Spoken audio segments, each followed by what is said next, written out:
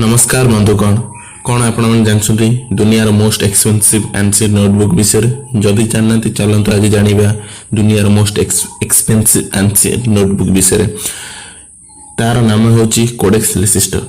Codex लेसिस्टर notebook जे बनई नाम हूँ लियोनार्डो डा विंसी जे कि 16th सेंचुरी से यही नोटबुक रे एस्ट्रोलॉजी आउ एस्ट्रोनॉमी विषय लिखिते।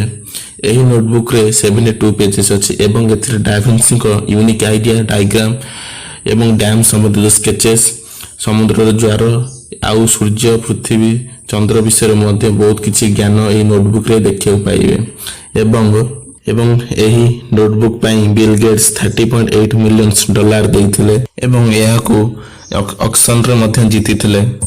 बिल गेट्स तांको लाइब्रेरी बहुत गुडे नोटबुक बा बुक रखछन किंतु सेथि मध्यरु एही नोटबुक टे तांको बहुत प्रेरणा बा मोटिवेट कराए।